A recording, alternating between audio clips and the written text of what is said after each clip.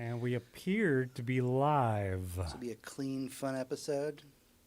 Let me... Not depressing at all. Right. At least it's depressing in the good way. Normally it's like, we're going to talk about some sad news in the industry. This is like, we're just going to talk about a sad game. But, like, I'll make this point I'll save it. I'm saving it. The point is, sometimes you are woo, but sometimes you are also we. Mm-hmm. And the we balances the woo. We. Francois. All right, we are we here, live? people. We are live, and the audio is still rolling. Fantastic. Let's jump in and do the show proper then. Here we go. Welcome, everyone, to Good Night and Good Game, your source for geek news for the weeks that were. I'm your host, James, and with me, as always, is my wonderful co-host, Hector. Hello. And our fantastic producer, John. It's me. And this week on the show, we're going to do two big segments this week. So during the weekly raid, we are going to be covering this week's Sony State of Play that literally just happened, and all of their upcoming game announcements, and they are pretty great to talk about. And then our boss room is one that we have been waiting a long time for. We are going to finally talk about this year's breakout hit, Claire Obscure Expedition 33. But before we start, don't forget that you could head over to goodnight.gg, where as a patron of our show, you can suggest topics for us to talk about. Also, as a patron, you get access to our off-week episodes. We've kicked off our Tales from the Crypt series watch, and we just finished the first season. It was really great. It was really This great. last episode was pretty creepy. Yeah. So yes, please, it's only $1 to join our Patreon and hear those episodes. All right. So with all that out of the way, it's time to get into the weekly raid. The weekly raid.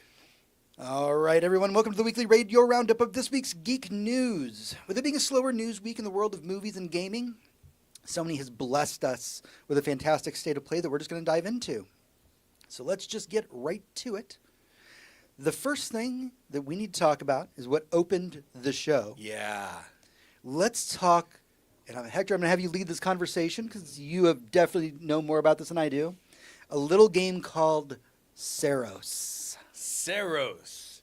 And I really wasn't prepared for this until when I saw the trailer, because I knew Housemarque was making another game. I knew it starred Raul Coley, one of our favorite boys.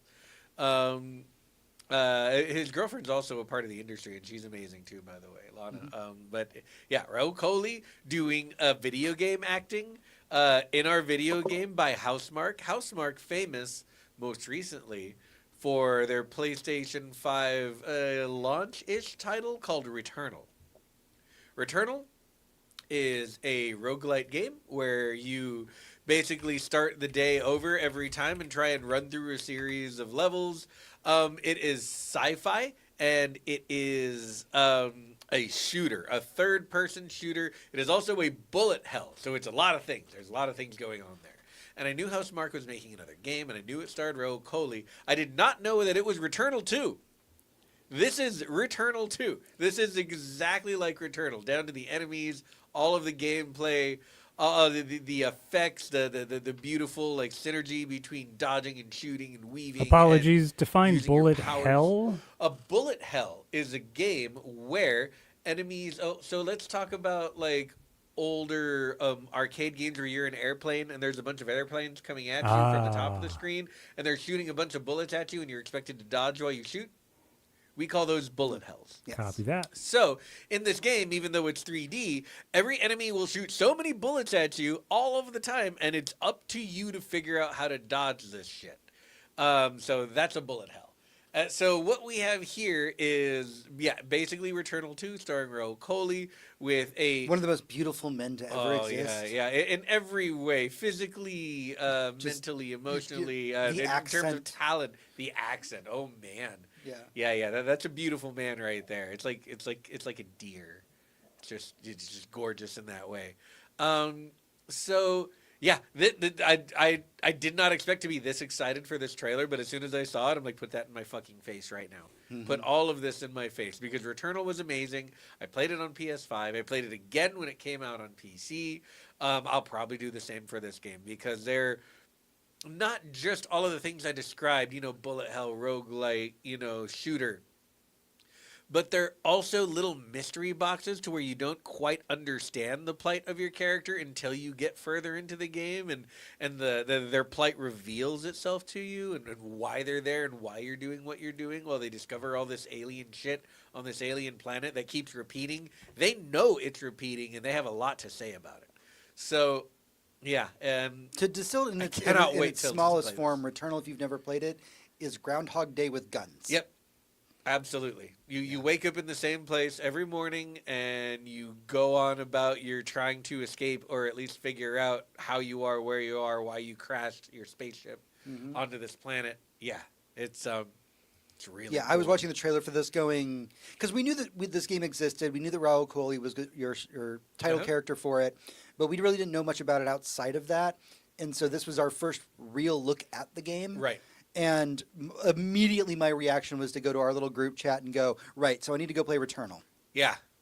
Like, when a trailer for another game that is not Returnal 2 makes me go want to play that first one so I can get ready for this one, like, that's a sign this is going to be some good soup. Oh, yeah. It'll be very good excellent soup. If you liked Returnal at all, you should play this. If you don't know what Returnal is, it's on Steam, it's on PS5. Play that shit. Play it. It's great, and it's probably not very expensive. Yeah. Next up, just real briefly, they showed a game, new project called Zero Parades. It's done, the development team behind that is ZA/UM is the name of the development team for it.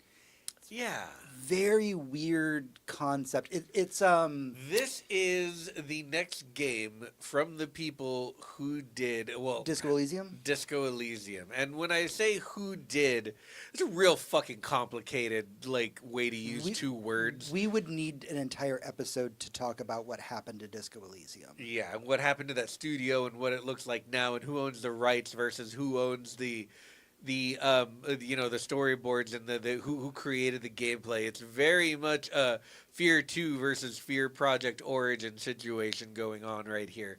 I don't know what to say about this game because I'm not 100% up to date on who made it and if they're actually the people behind Disco Elysium or if this is the studio that fired all these people and wants to make money off the IP.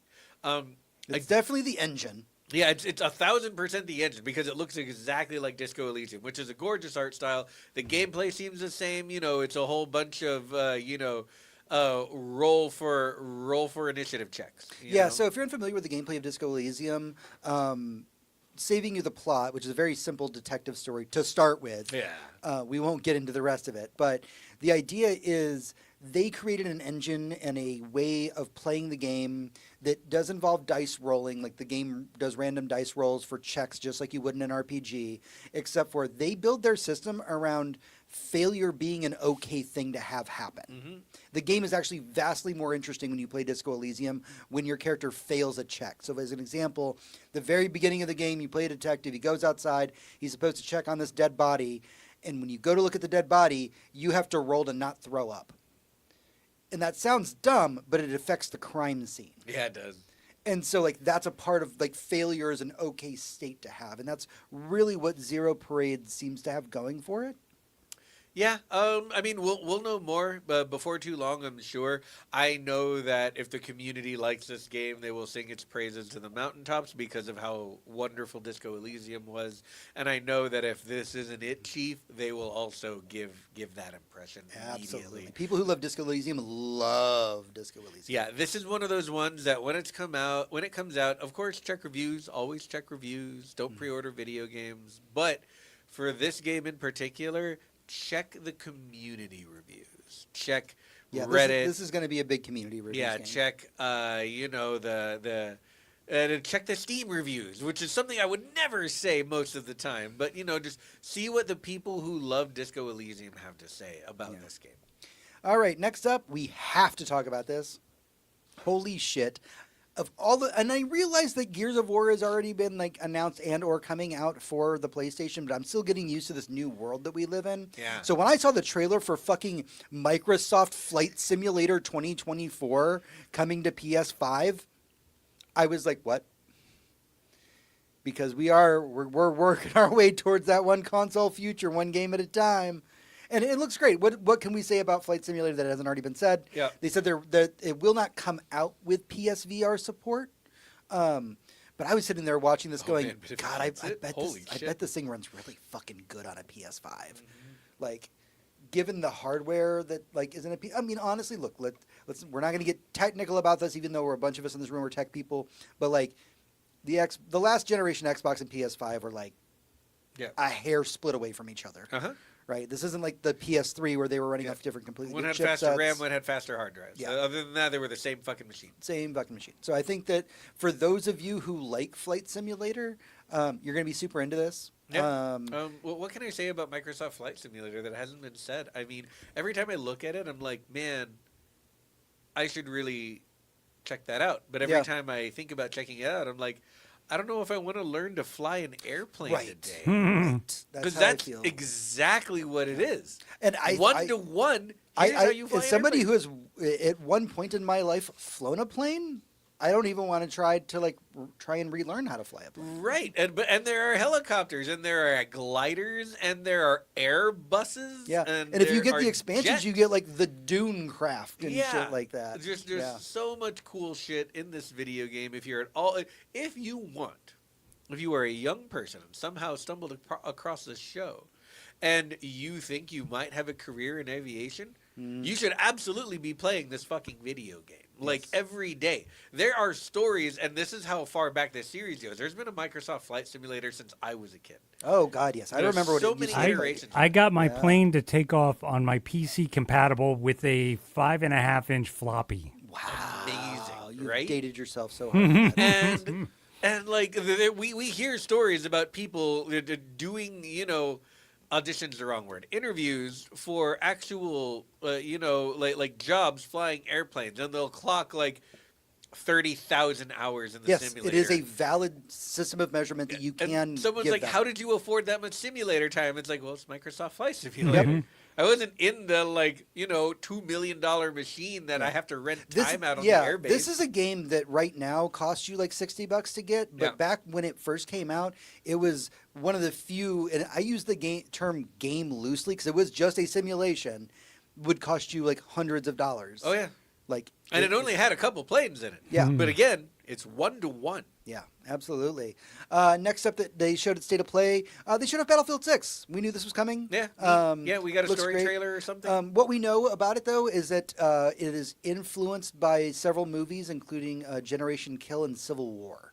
Love that. So that'll give us a real good idea of what this game's going to be like. I don't know. We played the we played the beta Yeah. for multiplayer, and it was my first time playing a Battlefield game. Oh, so- really? Yeah, we had a Yeah. great time. We thought it was good. Yeah. The time to kill was a little off, but it's Yeah. beta. I'm also a person who doesn't do a ton of first-person shooters on console, so Yeah. this would be a PC thing for me. For So, sure, yeah, same. still looks good. But also, yeah, it looks great. There hasn't been a good Battlefield in a long time because the last one was kind of crap Yep. because they were trying new stuff that nobody liked to make it a little bit more like Overwatch. Gross, Yeah. right? So, like, this is just absolutely more of the Battlefield that everyone loved. We all got in. We checked it out. It was great. I'm not sure I'm going to, like, buy it on launch. But, like, if all the No, boys want to play it, I'll pick it up. Yeah. If the boys want to play, then we'll do it. But I'm so ready to talk about the next thing, y'all. Uh-oh, what is it? What do we got? This blew my fucking mind. The original Deus Ex being remastered, re-released, PS5, PC, who knows where the fuck else. Is it Night Dive? Who's doing it? I don't know who's doing it. They didn't say. Oh, wow. Um, I mean, Night Dive but- has the pedigree. but it's the original Deus Ex, y'all. I hear, James, that you're a bit of a fan of this one. Funny story about that. I got into Deus Ex with the trailer to Human Revolution. And before it came out, my coworker Moss was like, "Hey, dude, if you're gonna play Human Revolution, I just recommend you play the original." No.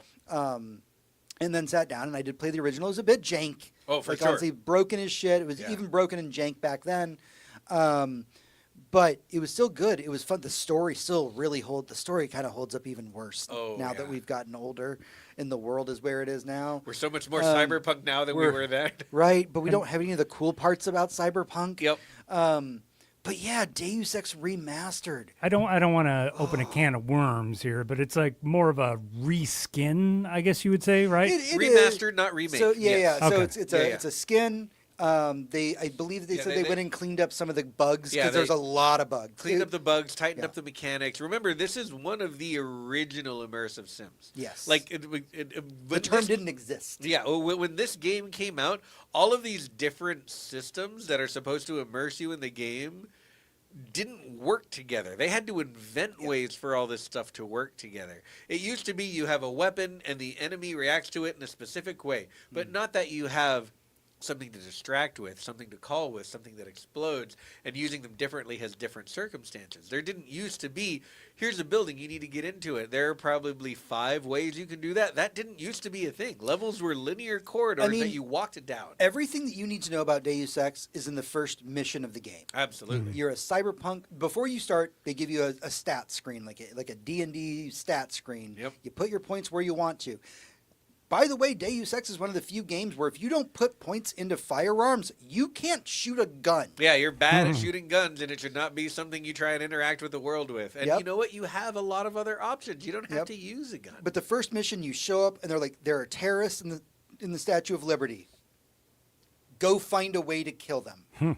Yep. After that, everything else is up to you. Which Yep. route you take, stealth or no stealth. Yep. They drop you Guns. on Ellis Island, and they're like, it's like here. There's danger over here. There's danger over here. There's a secret way in. There's a front way in if you want to like talk your way in. Yep. There's all of the options are there for you. Yep, and that was our real introduction as a society to what an immersive sim is. Yep. And this game, there's a running joke on the internet, which is if you mention Deus Ex and somebody hears you, somebody's going to reinstall the game. Oh yeah. That is how popular this game is. Just by us talking about this game, if somebody hears this and has played it before, they'll go, man, I really want to go back and replay it. Yep. Like that is how good Deus Ex is. And the reason they want to replay it is because there's so many different ways to solve every problem. Right. And mixing and matching them is what makes every playthrough unique. Yep. So the fact that it got a remaster, the fact that they're going to clear up the bugs, man, I'm just so excited for Deus Ex. It was Same. might be the one thing I was the most excited about in the whole presentation. And there's some other good stuff that we're going to talk about, like weirdly Halloween the game. Yeah, So- I was wondering about that one. Yeah, so we knew that Halloween the game was going to have both a single player and a multiplayer component to it. Obviously, the multiplayer version of this is the asymmetrical horror like everything else is. One person plays Michael, the rest of them play the civilians. The goal of the civilians is to save the people in the town and then call the cops to get them to show up. Very simple premise. We'll see how it plays out. What's cool about the Michael Myers is obviously, depending on which version of Michael Myers you're talking about, sometimes he's a little more supernatural, sometimes he's a little more just human. In this, he has something called, I think it's called like shape vision or something like that, where he effectively becomes invisible and can move really fast, but he can't do anything else. It's just for Right. him to move It's around. just a repositioning thing. Yeah, it's just a repositioning mechanic. It's that whole thing in a horror movie. Like, how does the bad guy keep showing up the way that he Right? does? He was just upstairs. How is he in Right. the yard? Yeah, and so like shape form allows him to kind of float around and get to where he needs to go to That take everybody out. Nicely spooky. Yeah, and they didn't really go into the single player aspect of it, but I think as it gets closer to time, because I think they said it's coming out September 8th, 2026. So I think that as we get closer to that time, we'll get the single player campaign story information about it. Yeah, fair enough. The next one Hector's going to have to talk about because I can't speak to it, but they did an announcement for the Last Epoch getting a PS5 release. Oh yeah. And it will be launching with the game's first major expansion. What is this game, and why should people care? Last Epoch is a Diablo. It is an ARPG. I believe that's what we have decided to call these from now on. I think so. It's a Diablo or a Path of Exile. Or a Wolfsen, if you are so inclined. Last Epoch is right there among the rest of them. This one really caught my attention. I've talked about it on the show before, but this one has the best version of a necromancer I've ever played in any one of these games. Because it's not just a summoning class, it's a do stuff class that involves using the things you summon. And it's very, very cool. And we're sure it's pronounced Epoch. That's how they say it. Yes, All right. yes. Epoch. Some people say epic. I believe They both are say Epoch acceptable. in the trailer. But yeah. I'm not judging I say anyone. epoch because epic is a different word spelled differently. Okay. But whatever. To each their own. Apparently, gray can be I spelled G-R-A-Y I and watched G-R-E-Y. PlayStation State of Play twice and heard them say the word. Okay. So yeah, it's a Diablo. If you're into Diablos, this is a good one. They have an expansion coming out, which looks really cool. It's a really high quality Diablo clone. I can't stress that enough. It's great. Right now, in the time where like the best Diablo clone, Path of Exile, has moved in a decidedly non-Diablo direction, you might take refuge over here in Last Epoch and be like, well, I just want to clear screens with like 3 clicks. You know, I don't want to have to fight methodically. But can I play it on my phone, Hector? No. Oh, Phone games are for people who don't like video games, John. it's not what they told me at BlizzCon. Yeah, I know. All right, we have a couple of fast items to knock out because there are a lot of items that we need to cover here. A couple fast items to knock out. They showed just more of a Seven Deadly Sins origin. Yep. So it's an anime RPG, right? Anime RPG. Yeah. No idea. It looks cool. It's I will part of not the Seven play this. Deadly Sins universe. If that is a thing you were into, Yep. looks like you will have fun with it. Yeah, I'm looking at it. It reminds me a lot of Dragon Quest. Yeah. Yeah. Most JRPGs do. Mm-hmm. Mega Man DLC pack for Sonic Racing. I don't know who that's for. I don't. So one of the funniest things about this, and I cannot remember which YouTuber I was watching recently, was talking about why Sonic Racing is better than Mario Kart. Sure. And Whatever. their opinion was the reason it's better is because Sega will just get licenses for shit like Mega Man, whereas they don't do that in Mario Kart. So like Mega Man can show up in Sonic Racers. If you like yourself a racers, honestly, the biggest thing for me was. The trailer started with the Mega Man music, and I was like, Yeah, why am that hit me hard. That hit me in a spiritual place. Yeah, I was like, oh, I know this song. Yeah. Why is it a Sonic video game? What's happening? Yeah, exactly. Pavlov's gamers. Yeah. Again, I don't know who this expansion for this game is for, either the expansion or the game. I don't know who plays Sonic Team Racing, but I only know one person on Earth who actually still plays Mario Kart that's our age. So Right. I don't know. Next up, they showed off more of Neo 3. Neo 3! Fuck yes. Yeah, we got a confirmed release date for it. Yeah. Basically, we've talked about this game quite a bit on the show. I haven't. Hector has. Yeah. This is a Souls-like that you can always play with friends. It is wicked hard and has a million ways to customize everything.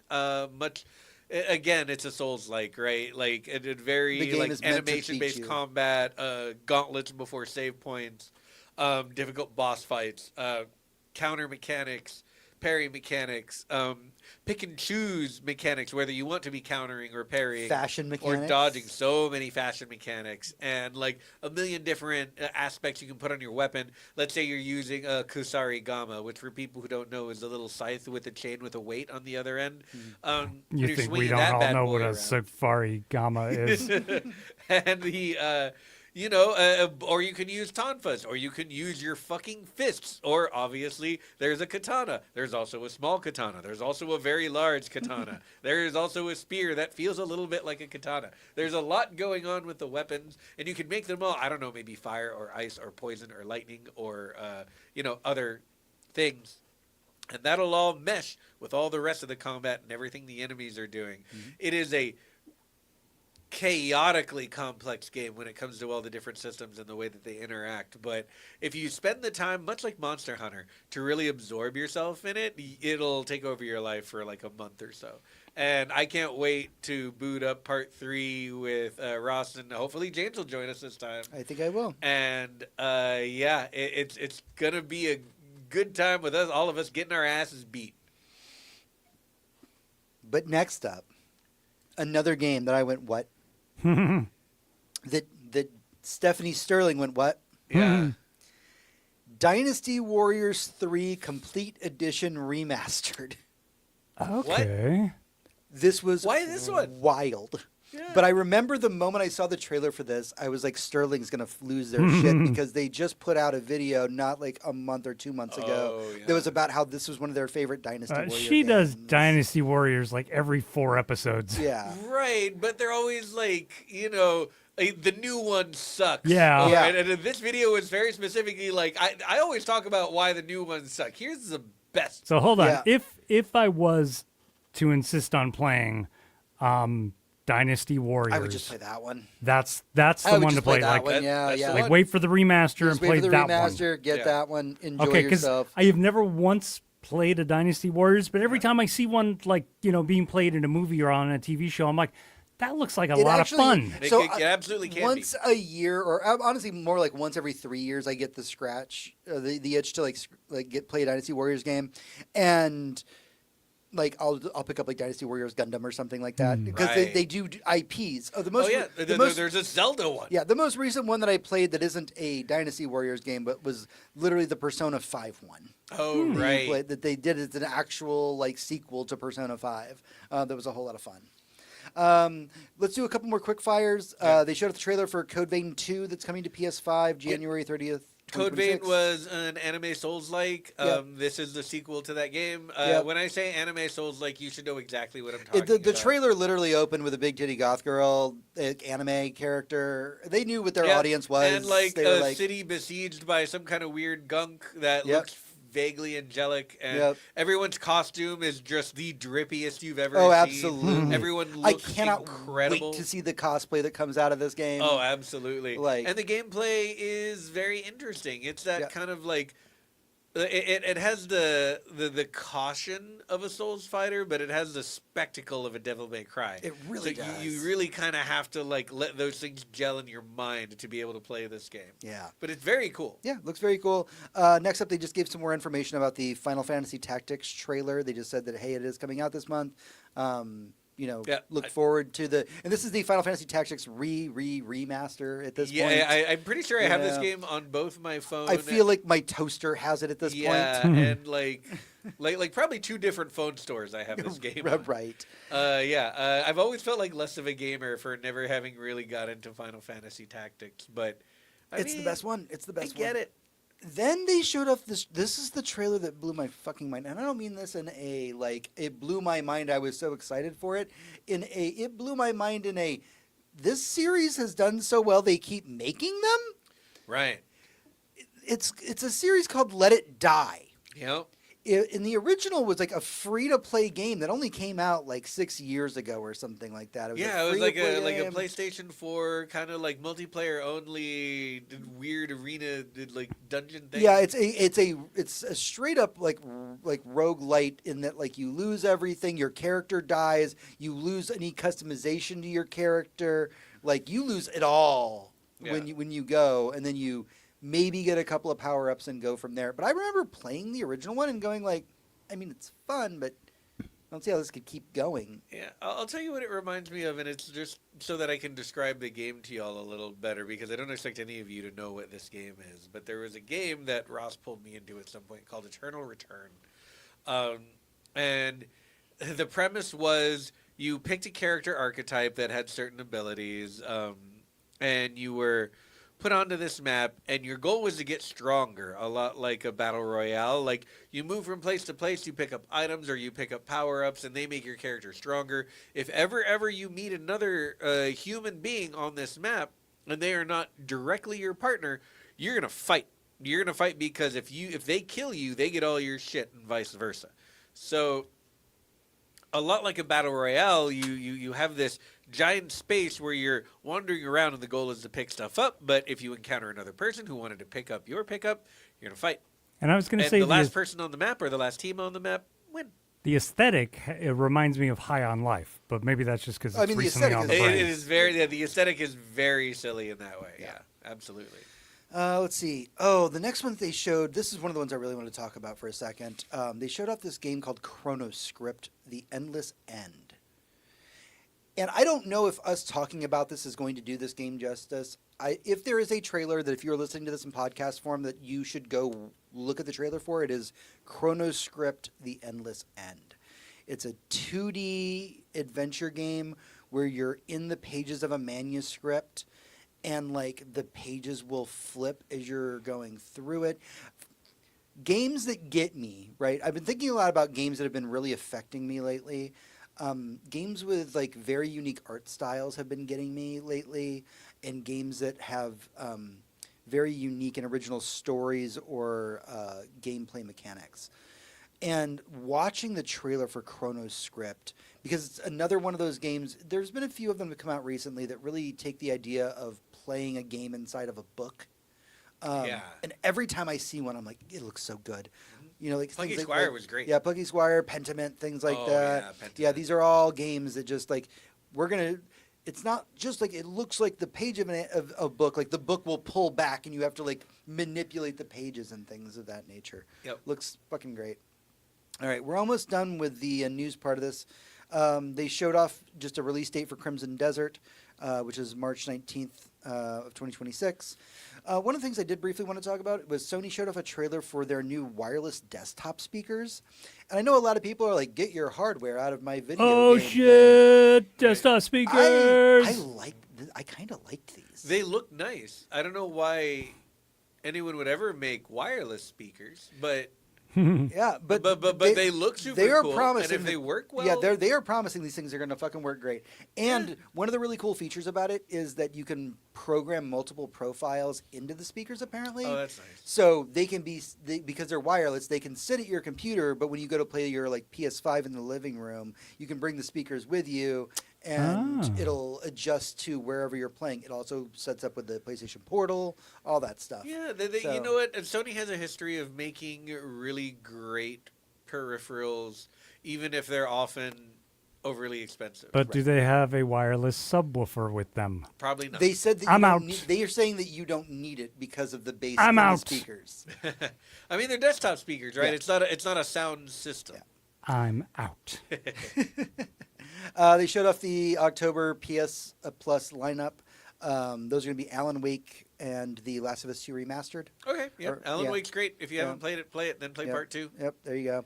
Then They play they Control. showed off a video of the Gran Turismo 7 Spec 3 update. Yay! If you're a Gran Turismo person, it looks great. I've always admired visually the games, but I'm not, Oh, yeah. not a racing guy. no, they're incredible. I just don't know anyone who plays racing games, and I'm not even a car Honestly, person. things like Forza and Gran Turismo, not to sidetrack the conversation, are always interesting because they're a barometer for how graphics are during that console generation. Like, if you ever say, like, what's the one series you can go to tell, like, how far graphics have come? Look at the Gran Turismo games. Yep. Those are the things that tell you how far we have come in graphics since. Yeah, I'll tell you, just look at a Gran Turismo game, look at the year it came out, and that is how good graphics were. Yep. That I like year. Burnout, but that kind of declares me not a race car game guy. No, that's an not that. arcade racing Yeah. game, and it's just and Gran Turismo is a fucking simulator. Yes. I mean, they did an entire movie about how somebody only played Gran Turismo and then became a professional racer. That was a real story. Yeah, that's real. That is a very That real is a story that Microsoft actually Flight happened. Simulator ass Wait, story what was that about movie? Gran Turismo. Called Gran Turismo. It's called Oh, Gran Turismo. okay. Yeah. Yeah. They showed It off. came out last year. Yeah, it came out last year. They showed off a God of War 20th Anniversary Limited Edition DualSense controller. They didn't give a release date for it. But it Gorgeous. looks cool. Looks beautiful. Absolutely gorgeous. I Yeah. have too many PlayStation controllers, and this one is mostly just white, Yep. but it looks amazing. And Yeah. I kind of want one. Yeah, still. I really want the one that just came out with for Death Stranding 2. Like, it's really Yeah. pretty. All right, there's only one more thing to talk about in the news section. The most probably important thing for us to talk about. It's gonna be. It's Insomniac finally showed us a full trailer for the Wolverine game. Which I'm very surprised that they did. Wow. Yeah. This game. One of the things that I want to talk about this trailer, so it obviously looks so good. And if there's another trailer that I encourage you to go watch, it's the Wolverine trailer. But I will say this. There was a really great tweet or Blue Sky post or something. I wish I could credit the person who said this, that I read it when this happened, that said, all of y'all motherfuckers were insulting this game when they showed you the pre-alpha leaked, footage. When the pre-alpha footage came out, and everybody's like, look, this game's so bad. Why would I ever buy the Wolverine game because it looks so bad? Right. And everybody was like, dude, it's pre-alpha. Like, this is Yeah, just like nothing is there Right. yet. The Yeah. animations aren't there. The textures aren't there. Right. Like And then now we got the trailer for it, and everybody's going like, my dick is so hard. Even if I do not have one, I have a metaphorical dick that is Yeah. so hard for the Wolverine. And like, it looks so cool. One of the things that I think the trailer's kind of showing off that I'm interested about is it seems to have kind of this real-time regeneration system. Right. Yeah, and also what seems like a very real-time dismemberment system. Yeah. So, like, you will be able to tell how much damage you've taken by, like, the state of Wolverine, and you'll watch it heal in real time as you're playing it. We got to see Canada. We got to see, like, a lot of Pacific Northwest. We got to see Madripoor, I want to say, was one of the other areas. We saw Mystique in there. We saw a Sentinel in it. Yeah. Like, man. I mean, whatever your relationship with the Insomniac Spider-Man games, which should probably be pretty positive, I would hope considering so. how great those games are. Yeah. Whatever your experience is with previous Insomniac games, this looks better than I could have imagined. When someone said Insomniac's making a Wolverine game, I'm like, Wolverine doesn't web swing. How are we gonna How am I gonna fly around New York as Wolverine? Of course, that's not what we're doing.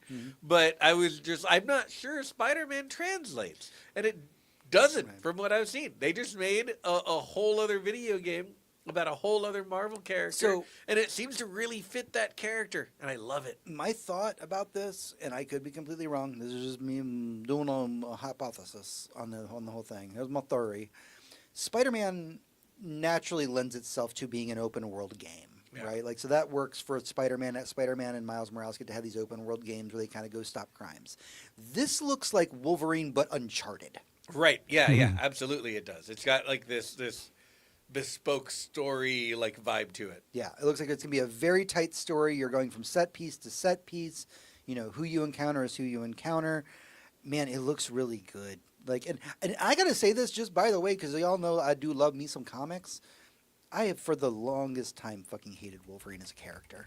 I'm one of those people who survived the '90s flood of Wolverine fucking When it was books. all Wolverine, When it because he was angsty and we were angsty. Right, yeah. Before Deadpool was the thing, Wolverine was the thing, and he might as well have been Nirvana. Right, it was just like, okay, I am so over this at this point. That being said, it's been a long time. Wolverine's come back around. He's not in everything. So I'm excited for this because, like, Wolverine as a character is pretty cool. Like, he's got a really interesting past. It doesn't look like, as far as we can tell from the trailer, they're going to get into his past. We are very solidly with a Wolverine who doesn't know what his past is what they said during the interview. Okay. Which is not how Wolverine, at least wasn't for a long time. We got his backstory finally. Yeah. So it'll be cool to kind of go back and play a Wolverine. And weirdly, his backstory, I think that's the reason why we're afraid of Previs, like forever, Right. is because of Wolverine Origins and the cartoon claws that they showed us, which is hysterical. Yeah, Like that. Then when the entire movie got leaked just with pre-viz visuals, and it just looked And then like the actual movie didn't improve it at all. Yeah. Also, I don't remember the actor's name that they did give us the actor who is playing Wolverine. But he's either, and please do not rake me over the coals for this one. He is either Australian or New Zealand. I couldn't remember where the accent was.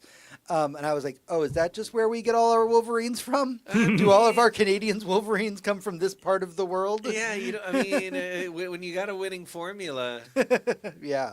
All right, that's everything that we have for the boss room this week. Or for the news this week. But stick with us as we get into our main topic in the boss room.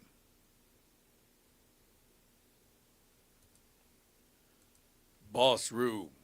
Hey everyone, welcome back to the show. It's time for the boss room, sometimes related to the news, sometimes not. This is the part of the show where we can dive deeper into our opinions about things, like this week's topic, Expedition 33. Now, this is a game that we've been wanting to dive into almost since its release. Yeah. This is going to be a spoiler cast. I don't know if we're going to get into ending stuff. I think that we're going to maybe shy away from that a little bit, but I cannot make any promises. I don't know where the conversation is going to go. But I want to encourage everybody right now, fucking pick this game up and play it. Yeah, play it. Please, play God, it before play you this hear us game. talk about it, because we're definitely going to spoil like the first third. We're at least going to spoil the first third of it. Yeah, and like there's and I know that sounds like, oh, what am I going to learn about that happens in Act 1? A lot. There's so much layers and meaning and characters and writing and So, God. for our audience unfamiliar with Clair Obscur Expedition 33, it is a 2025 role-playing game developed by French studio Sandfall Interactive. It is published by Kepler Interactive. It takes place in a dark fantasy world.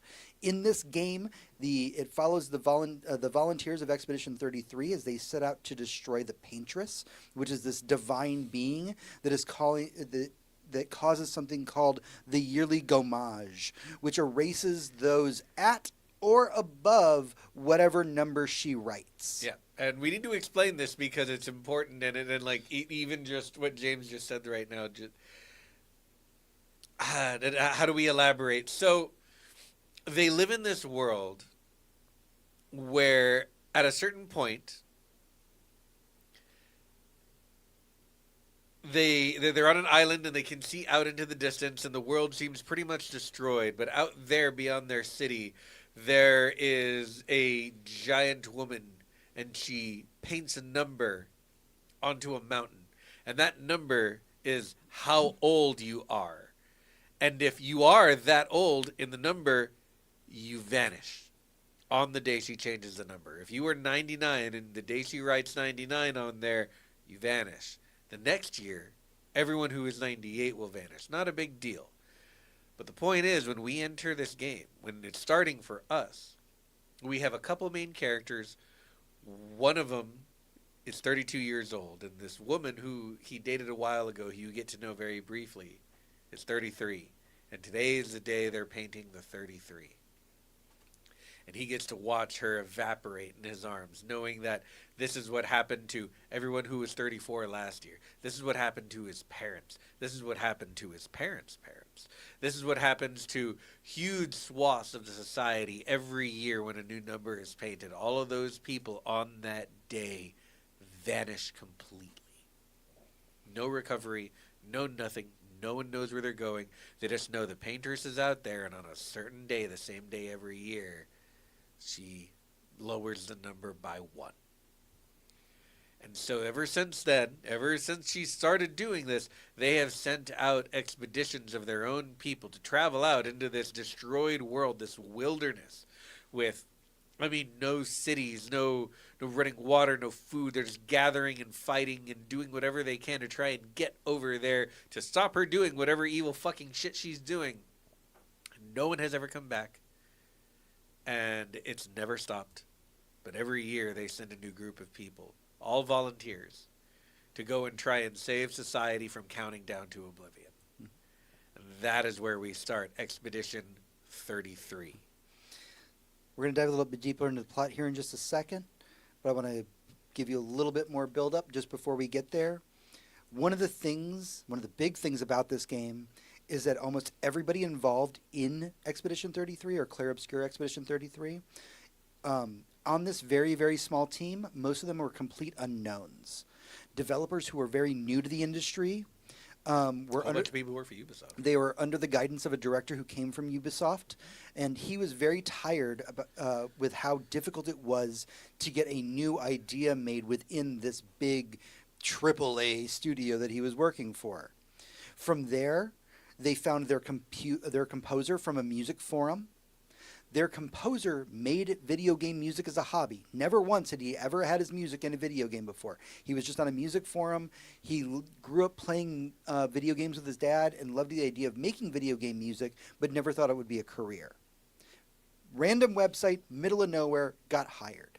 Other writers and voice actors for this game were actually taken from places like Reddit, and this all happened during COVID.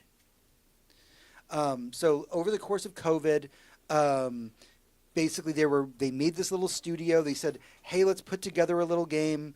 How is this going to go? I don't know. Let's give it a shot. So it's a pretty well-known fact at this point. Everything about this game was basically a miracle. Right. Yeah. The elements that came together when they were creating this game is not repeatable. It's not a formula. It right. was and the reason we're saying that is because this game, as did this very second it came out, was slotted right into the Game of the Year slot. It was, if it's not this, something else fucking crazy happened, because this is one of the best games I've ever played. And the industry has a habit of trying to recreate the magic by either making sequels or trying to follow the formula and making something so similar that you have to roll your eyes at it. But when we talk about the development of this game in particular, and there's a really great documentary by No clip. the channel Skill Up. Or was it Skill Up? Skill Up did one. There's a lot of them. Okay, yeah. A lot of people have made documentaries Yes. about this game because of the creation of it's very fascinating. But the channel Skill Up has what he calls Ralph has like what he calls a review, but it's not really a review. It's more of a deep dive into the creation process and interviews with a lot of the creators, and basically saying like the people that they did that they got for this, and the talent that they got, the actors that they got, when they got them while they were between projects. It's all once in a lifetime, lightning in the bottle stuff. And there's no reason whatsoever that this team with this level of talent, no shade to them, but they just don't have the kind of experience. With no budget.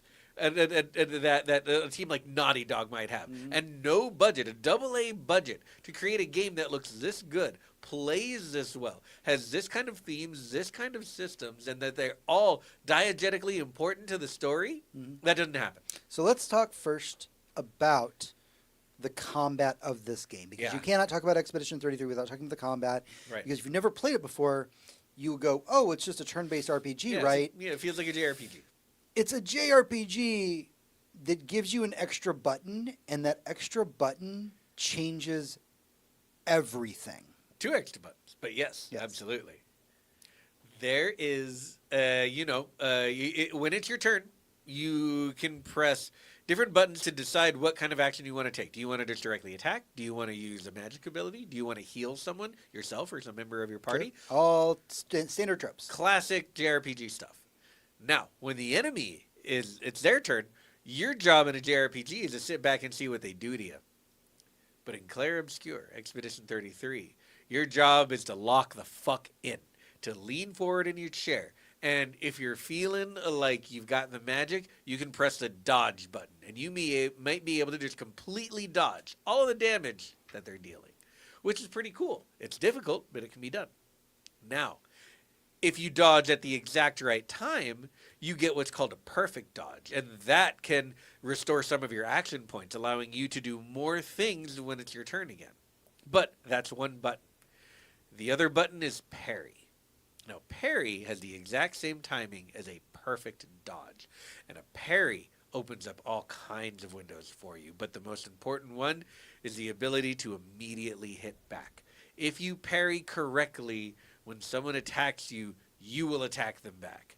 And that changes the entire dynamic of every single fight in the game. Every single fight in the game. Setting apart yourself from all the JRPGs that you were mimicking very well to add in mechanics that belong in an action game just to keep you more engaged and also give you the opportunity to make yourself more powerful simply by learning the game rather than grinding to give yourself the numbers to fly through the game is so brilliant. And I'm honestly completely surprised that this is the first time we've thought of it. So It's fucking 2025. To that point, so the parry system, absolutely. Yeah. We've during the interviews with the developers, and I'm going to try and not sidetrack this too much, but during the interviews with the developers, they talk about their influences about games growing up. Final Fantasy is a primary example of a big influence for them as they were developing the game. Final Fantasy X is their biggest influence, and if you know the themes of Clair Obscure, it makes complete sense. Also, a lot of them have talked about Final Fantasy VIII. I want to say specifically because in Final Fantasy VIII, yes. when you go to attack, a lot of the attacks, like Squall's Gunblade, Yeah. you could like pull the trigger and shoot somebody when you're playing a turn-based RPG. Yep. That's kind of part of the systems that led to where we are now. Right, just a little bit more active inclusivity. But into the never combat, has right? a JRPG had a fucking parry system. No, absolutely not.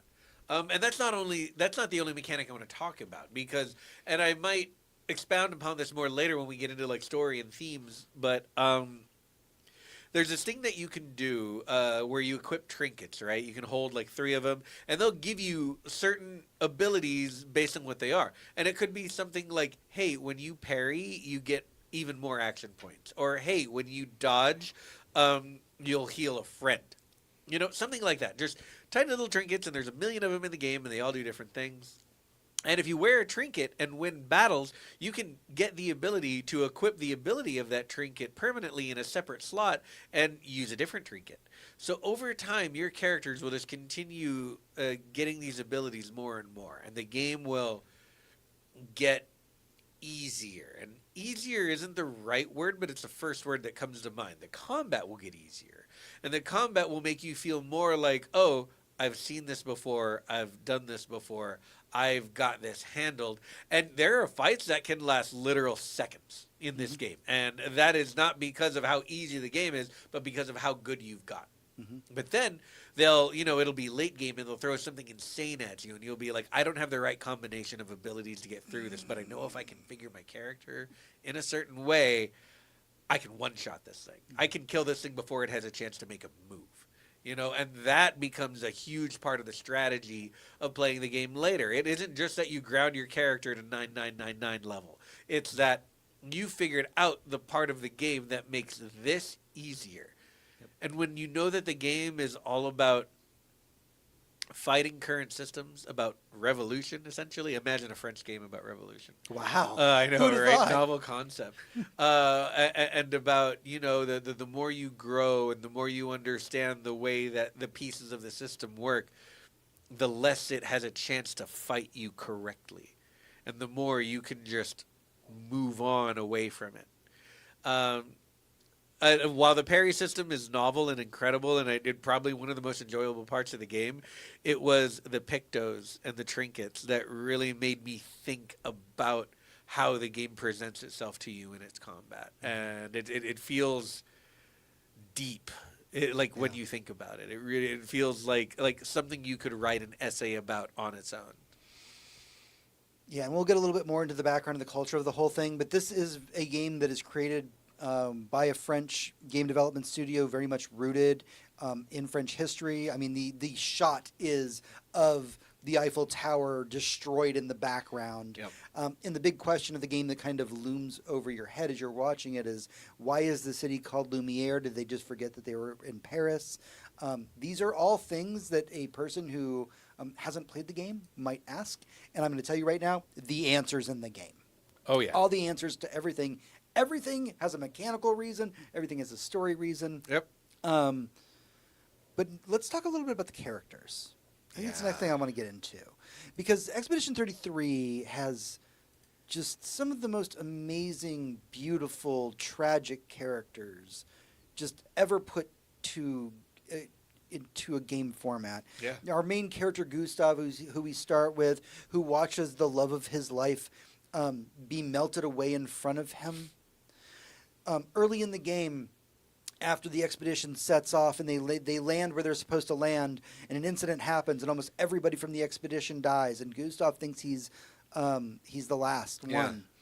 And there's this scene, and this is in the first 20 minutes of the game, where you watch Gustav, who's played by Charlie Cox, by the way. By the way, that's Charlie Cox. Yeah, Daredevil fucking is playing this character. Yeah. Sits down on a pile of bodies of expeditioners that have come before from all the other expeditions. Like, puts the gun to his head and is like, well, I guess this is it. Yep. Full on giving up. And I get it. And in that moment, you get it. And then Lune shows up right at the best possible moment. And the conversation that they have is such a well-written, real conversation, which sounds weird to put it in that context. No, but it is. It feels like, and the worst part about it is because it's a video game and everything's beautiful and it's everyone's dressed really cool and very stylized and everything looks amazing. And at the same time, they're having a conversation between two soldiers in the same war who are in the same platoon. They're having a conversation about, hey man, what are you doing? We need to move on. And he's like, no, I'm done. I got to get out of here. Like, everyone's dead. Everyone's dead except for us. Like, are you telling me, like, my little sister's alive? Because I'm going to go get her, and we're getting the fuck out of here back to Lumiere. And she's like, what's our fucking motto, dude? What's our fucking motto? And all of their mottos are about those who come after. And when one falls, we continue. And she's just sitting there reminding him of every oath he took. He just watched everyone he's ever been friends with die. Basically, everyone that was on this expedition, everyone who he trained with, everyone who he learned to fight with, they all just died in front of him in a matter of seconds to things far, far more powerful than they are. And he escaped by the skin of his teeth and the gruff of his neck, and he doesn't think there's any way forward. And all he has is his fellow soldier, this woman, this powerful sorceress woman who, I mean, is a fellow soldier, but she's just one other person. They arrived with dozens. And she's the one who has to tell him, no, even if it's just the two of us, we continue. Yep. Like, that's what we do. That was our oath. That was our goal. You don't get to kill yourself. You don't get to run away back home. We're here to do a thing. And it's just such a beautiful, again, 20 minutes into the game. And it's just such a beautiful exchange. Hector. Done in such good acting. Yes. Hector, just pause one moment. Yeah.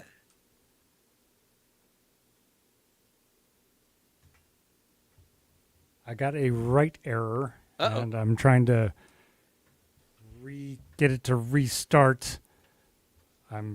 Is the audio? Yeah. Okay. I've never seen it do this, so hold on one second. No worries.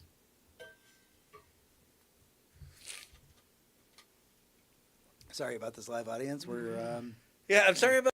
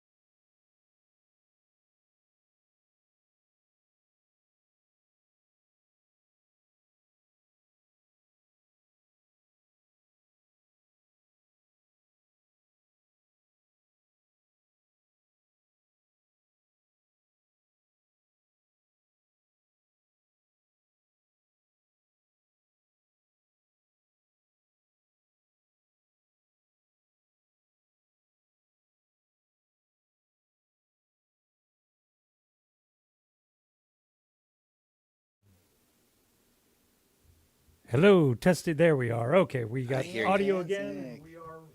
yay. We are rolling. we're back. Okay, we are back. Yeah. So the characters are so interesting and vast and complicated. Right. And going character by character would be the Oh. entire, like, it would be a Yeah. 2-hour thing by itself. Easily, but like we can give you like a couple archetypes, right? Like we have our main character Gustav, who's the one that we spoke about earlier, who was just ready to end it all. We have Lune, who was raised from a child to be a warrior, to fight this fight. And that's a whole other pathology that she expresses throughout the game that is just beautifully well written. But of course we have Mael. Every character in this game on Expedition 33 is pretty close to the age of 32, if not actually 32. They're not 33 yet for sure because they'd be dead, Right. but they're all around Gustav's age. Mael is, I want to say 16. 16. Yeah, she's 16. She is there because she wants to be there because her brother Gustav, who Brother/father. brother/father, person who adopted her, Gustav, is going, and she doesn't want to live in Lumiere without him. She doesn't want to be a part of the place that, she was an orphan in. She wants to be with her brother and their family, and she's trained to fight. And yes, she's 16, and she could have several more years before she gomages, but she's not interested in that. She's interested in fighting for the cause. She's interested in revolution, even as young as she is. And over the course of the game, you discover how incredibly valuable that is. There's a lot about the setting that we could talk about for ages. There's the little paint characters that you run into, is the paintbrush Right. characters that you run into. Yeah. How do we talk about this? I'm going to invoke Dark Souls, even though it has nothing to do with this game mechanically at all. But there is a way that this game does its storytelling, where it's almost entirely diegetic. Mm-hmm. Why does the world look this way? Why do the characters look this way? Why are they dressed this way? Mm-hmm. Why does the art look this way? Why do their powers look like that?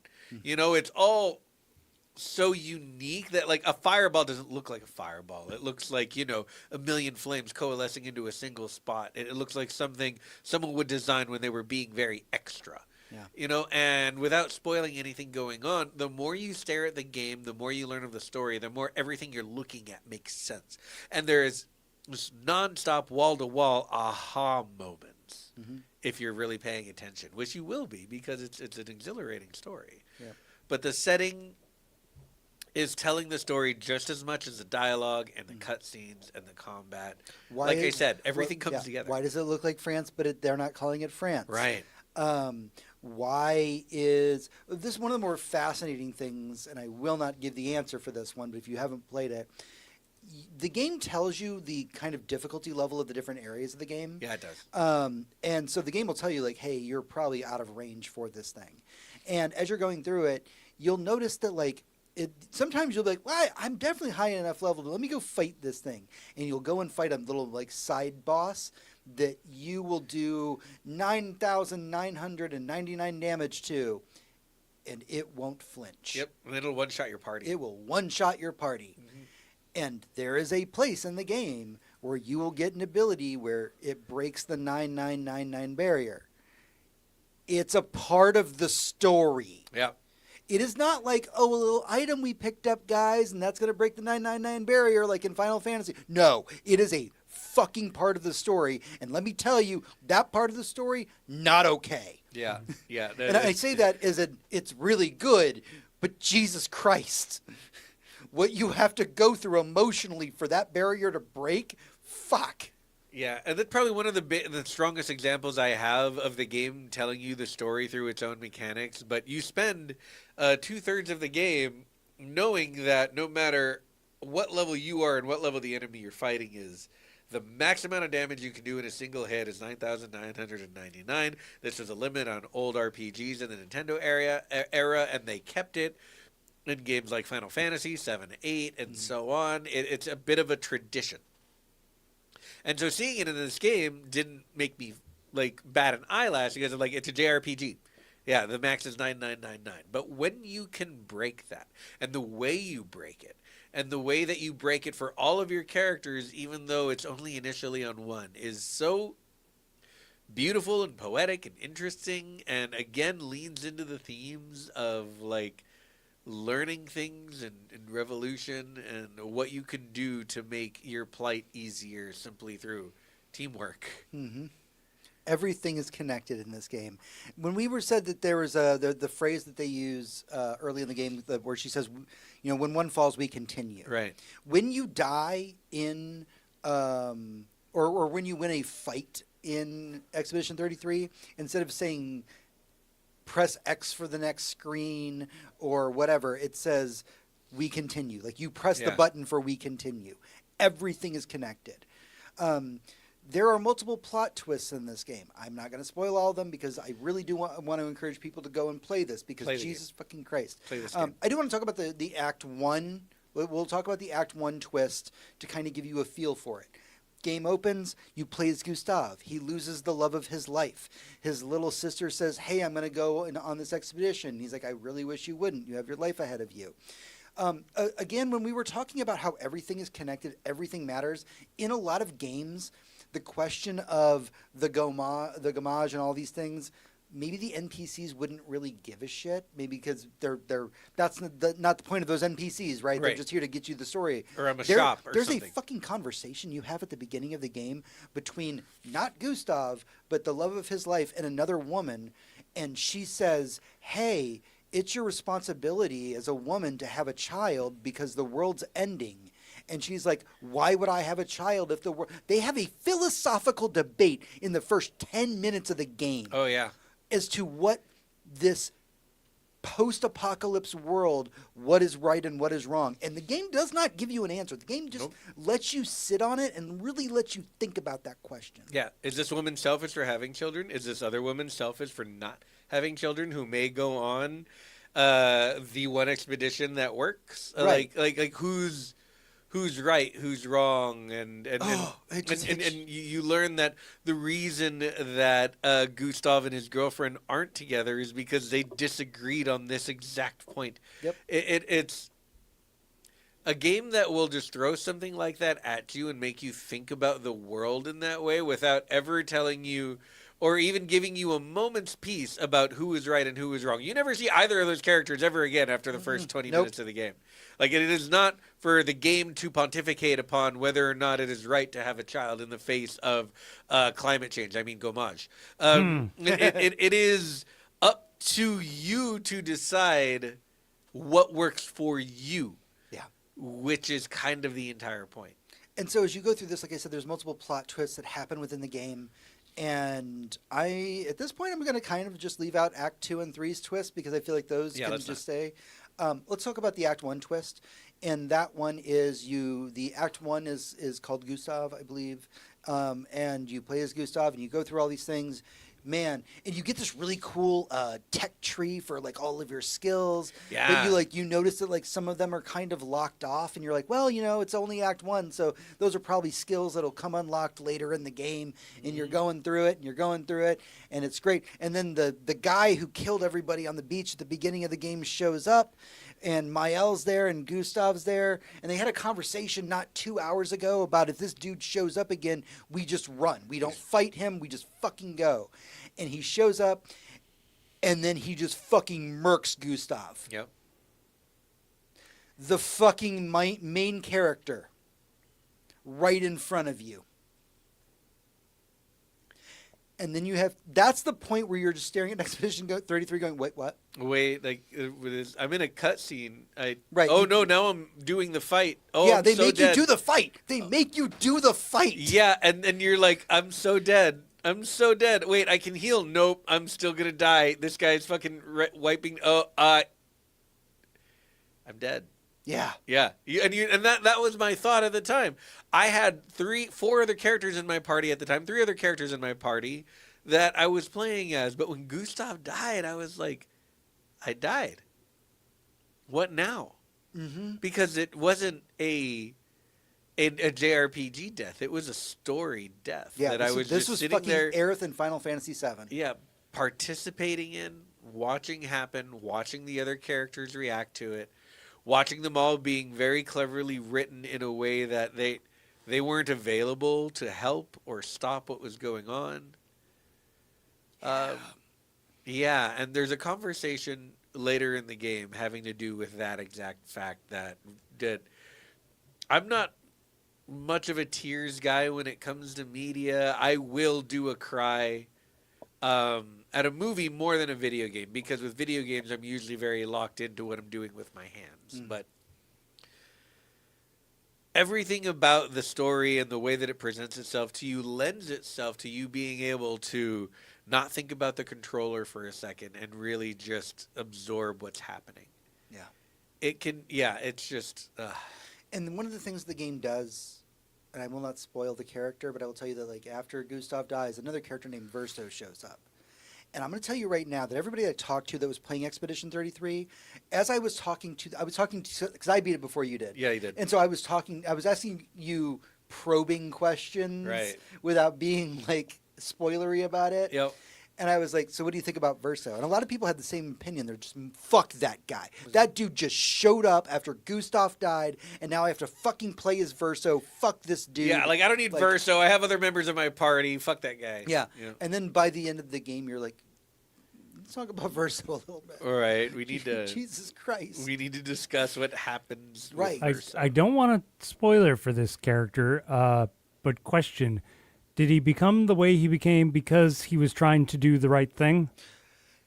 No. Oh, okay. No. Interesting. I'm going to tell you that the concept for why Verso is who he is a wholly original concept that I've never seen written about before. Right. And I swear to fucking God, like, What? It's a truly beautiful It thing, is and it's truly also beautiful and tragic. Yeah. And what? it's also a huge spoiler that we won't get into Yeah, here. but from the get-go, Verso is trying to take the place of Gustav, and you as the player are going like, I don't want this man around me. Yeah, it straight up sets you up to Yeah. be like, who the fuck are you right now? Get Yeah. out. Like, 'Cause- I don't. 'cause You're not part of the expedition. You didn't come from Lumiere. Yeah, you find out at some point, and this is like the one spoiler I'll tell you about Verso. You find out from like he is from one of the earlier expeditions, and that's like Right. a light spoiler. Yeah. He's from one of the earlier expeditions, and everybody's like, "How did you survive? Yeah. All of them are dead. Yeah, you Why can't. are You here?" can't be old. Right. Like that's not a thing. You can't Yeah. be any older than Gustav, and Right. Gustav's dead. But you look older. And it's funny because Verso does a lot of things to try as he becomes the main character. I don't even know if there's a main character in the game at this point. Well, there is technically, but There we will is. not, we but will not say their yeah, name. we don't need to worry about that. Verso tries to like rally everybody, and so he does really dumb shit. Like at one point, you find out that Verso's kind of immortal, not like fully immortal, but like kind of immortal, and so he tries to make light of his situation where he like cuts himself in half and goes to interact with the party with each different half of his body. And it's a very comedic scene. It's very one of the things that this game does well is, and this is in my notes, tragedy and levity. Yeah. Because it will hit you with some fucking like dark shit, and then you'll get to meet a character like Francois. Right. Let's talk about Francois for a second. Francois is a rock. Francois is a rock. So this is when I knew this game was for me. This is a very, very early game situation. The party has landed on Lumiere. They've finally reconnected with everybody. They're finally setting out on their quest to kill the paintress. They need to go talk to this giant creature that, this giant fat creature that will help them traverse the world. And this creature looks at you, and he's like, well, I can't help you because Francois took away my rock that gives me the ability to swim or fly or what the fuck ever. Right.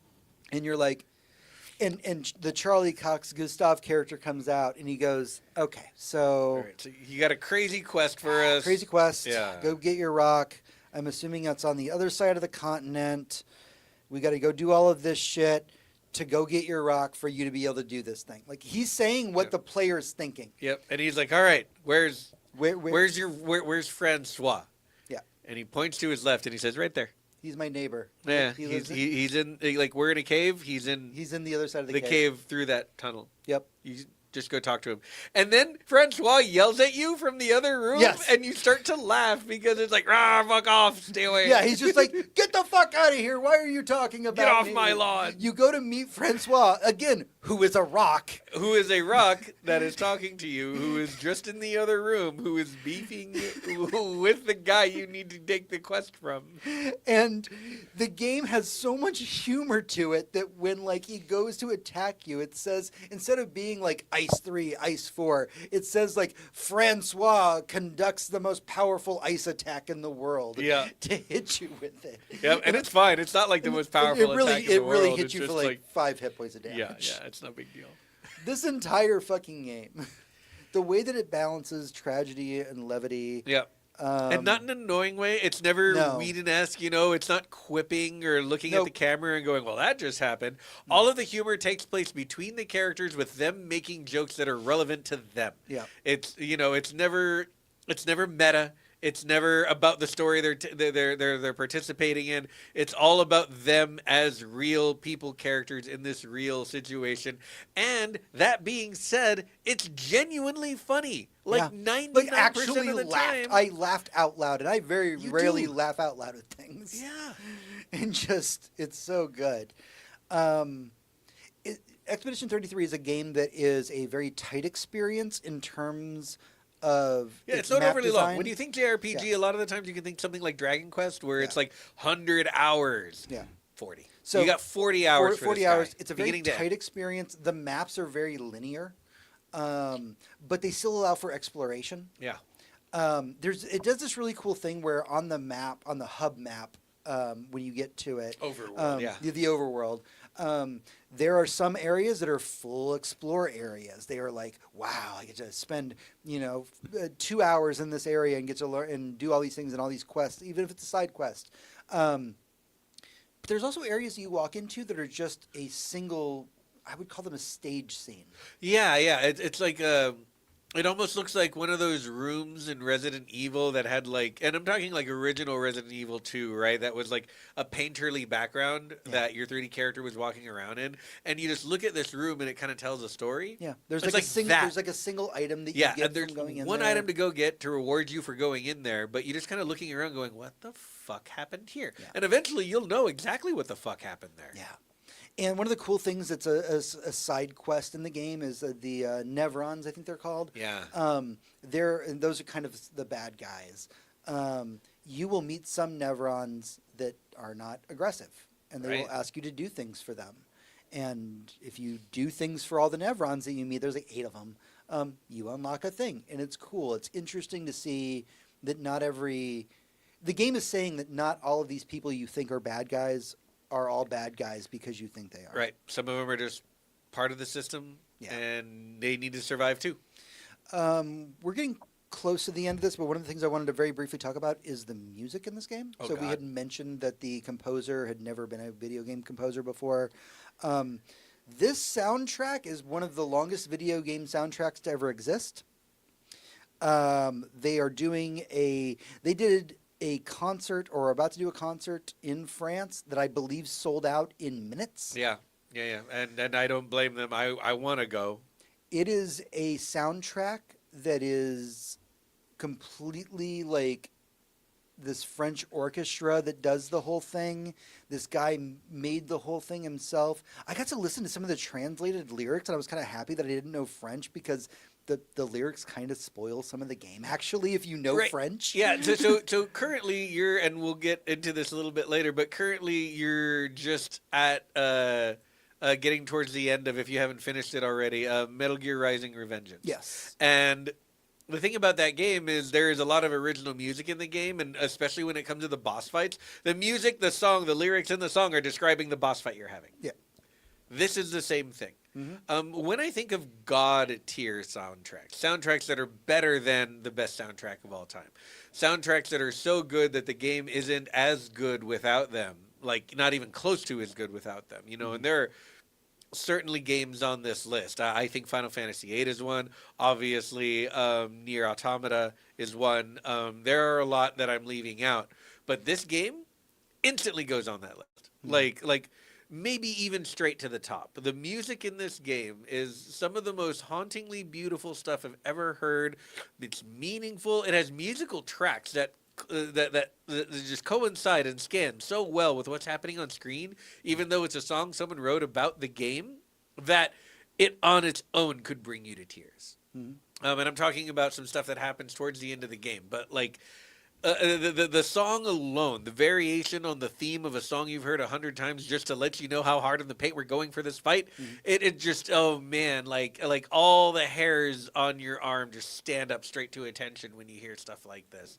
This is a soundtrack for the ages. I want the vinyls. I want to listen to it on its own. I have listened to it on its own. It's on my Spotify. It's going to be in my Spotify Wrapped. Yeah, I would never skip it in the game. If this were one of those games that I was going to play for like 500 hours, like an MMO or something, usually you turn off the game music and you throw on Spotify because you're sick of listening to it. We've played so much Rivals that I have no idea what the Rivals music sounds like anymore. Doesn't matter. I just got Spotify on. If it was the music Normally to I have this Expedition game, 33 music on while I'm playing Rivals. exactly. If it was this game that I was playing for that long, I would never mute the music ever in a million years. It is that good. It belongs that well, but it is also just that good on its own. Yep. And I can say without too much trepidation that you should, even if you're not considering playing this game, throw on the soundtrack. Yeah. It's on Spotify. It's on YouTube. Play this soundtrack, and I would bet you it will, if not convince you fully, give you a little bit more of an inkling to go and play this game. That the soundtrack is so good on its own. Just like what we were saying earlier in terms of like all the little story elements, the music is the same way. Like there's this one track that plays for this character Minoko that you meet. And it sounds so unlike everything else that you have listened to in the game. Everything else has been beautiful and orchestral and all these things.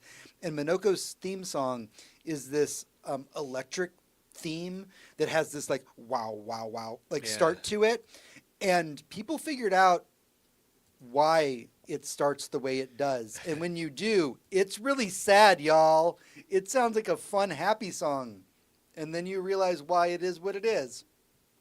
So, yes, the music is absolutely fantastic. The last thing I want to talk about, because we do have to get close to wrapping the show up, is I want to talk very briefly, not about Expedition 33 specifically, but I want to talk about last year's Video Game Awards and what Larian Studios said when they came out on stage. Yeah, Jesus Christ. So the head of Larian Studios came out to give out the Game Award for Game of the Year this last year. And what they said on stage was, I don't know who will win Game of the Year next year, but I will tell you that, and I'm paraphrasing, by the way, so I may get some of this wrong. It will be a smaller studio with developers who love making video games, that want to tell an original story, that aren't in it for profit, that are there to just really bring a piece of art to everyone. And there's a reason why I think this is currently the front runner for Game of the Year, and I'm saying that because Hades just got fucking 10 out of 10 by everybody. Yep. But I still think that Expedition 33 might still be it, because the things that it took to develop this game, to create this game, the stories we keep hearing about the team and how much they love what they do. The Prime Minister of France fucking gave this studio, I forget the award that they got, but it was basically for promoting the culture of France award because of the nature of this game. If we haven't convinced you to play Expedition 33 yet, I don't know what will. Yeah. 'Cause but do play it. Do play it. All right, that is everything that we have for the boss room, but we have just a little bit more to talk about as we get into what we've been up to in the epilogue. Epilogue. All right, it's the epilogue. It's time to dive into what we've been up to this week, what we've been playing, what we've been watching, what's been occupying our free time, and what has been making us happy. John, what have you been doing? I've been procrastinating playing more Outer Wilds, and so I went a little old school. I went back to Halo, because like all of us, we all own the Master Chief Collection, because we all bought it for like $5 on Steam one day. And it's been sitting there, and I'm like, you know what? I'm going to play the original Halo with the Anniversary Edition, which is a reskin. Like, it's a reskin of a reskin. Yeah, like there were times where I was playing it, like, because you can switch back and forth as you're playing it. And I would be switching back and forth, and I'd be playing it, but you're like, what version am I on? And I would go back and forth. I'm like, I can't tell. I know the original is a little darker, a little moodier, but anyway, I gotta say, the design level still kind of holds up. Oh yeah, the level design of that game was incredible. Yeah, the only thing it's missing for me is, some of the quality of life things. Like, how the fuck did we play without maps? Yeah, you just had to figure out where you were going. And by the way, I would like to express some anger both at my past self and at all my past friends in college. Why the fuck did we insist on playing Legendary all the time? Because if you play normal, it's so much goddamn fun. And like soldiers are around helping you. I never had soldiers helping me ever before, and we're like playing with each other, and it was a lot of fun.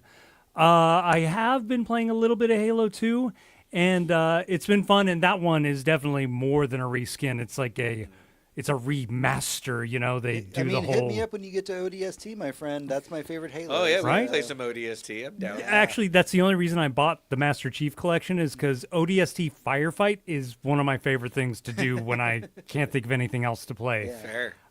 But I will say Halo 2 came out, the Anniversary Edition came out in the early 2010s, and everything, if you can watch this, you're seeing, a clip here. Everything had that early 2010s disgusting film of grease on it. Yeah. It looks like someone like the bloom's too high and someone smeared Vaseline across the Yeah, side. like you could see that in like the Arkham Asylum games. Oh, absolutely, and anytime they did photorealism in the early 2010s. Very shiny. Yeah, that Yeah. was it. Although it's still, sorry, James, it still all looks better than Tron 2.0. First off, Tron Legacy is a goddamn national treasure. Get the fuck out of here with that. All right. Hector, what are you doing? Oh man. Well, I watched Fantastic Four: First Steps for the first Again? time since we Oh. saw it in theaters Yeah. yesterday. I'm wearing my Fantastic Four shirt. now. Yeah, it's a great shirt. Mm-hmm. It's a good movie. Mhm. As far as superhero movies go this year, I am fully 100% convinced that Superman was the best one. Yeah. Don't get me wrong, I love Thunderbolts, and Fantastic Four was actually very good on rewatch, but not as good as I remember it being in theaters. And I can't say enough good things about Superman. I want to go watch Superman again right now, and I've Yeah. seen it like 4 times since it hit streaming. I feel like for me, it's the order is Superman, Thunderbolts, Fantastic Four, Yeah. but understand the margin between those Oh, it's pretty small. is so small. Yeah.